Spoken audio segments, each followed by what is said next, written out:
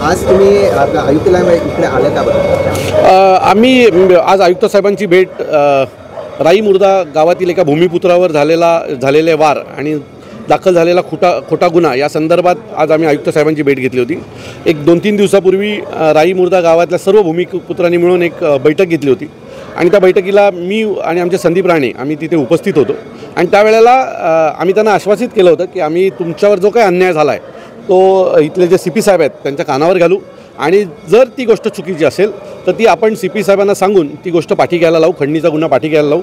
आणि त्या संदर्भात आज आमच्याबरोबर भूमिपुत्र समितीचे अध्यक्ष होते आणि सुशांत पाटील होतील, ज्याच्यावर अन्याय झाला त्या पीडित कुटुंबाचे बंधू आमच्यासोबत आहेत। आम्ही सगळ्यांनीच मिळून आज त्यांची भेट घेतलेली आहे आणि आम्हाला CP साहेबांनी आश्वासित केलेलं आहे जर त्या गुन्ह्याचे आमच्याकडे आमची तपास आहे तो आम्ही नीट दिशेला चालू आहे। आम्हाला त्या गुन्ह्यात अजून तरी जे भूमिपुत्र आहेत त्यांच्या बाबतीत कुठल्याही प्रकारचे पुरावे सापडलेले नाही आहेत, त्यामुळे आम्ही त्यांना आतापर्यंत अटक करण्याची कुठलीही प्रोसेस केलेली नाही। आमचा तपास सुरू आहे आणि तपासात जर हे यांचा काही संबंध आढळला नाही तर संबंधित जो गुन्हा आहे तो आम्ही पाठी घेऊ।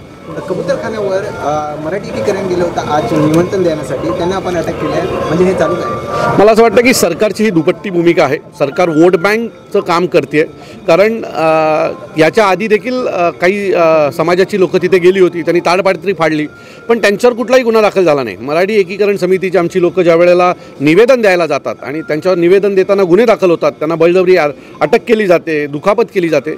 सो या सगळ्या गोष्टी सरकार ज्या करते ती एका वोट बँकसाठी करताय, परंतु तुम्ही हे सगळं करताना स्थानिक भूमिपुत्र मराठी माणसाला दुखावता एवढं नक्की।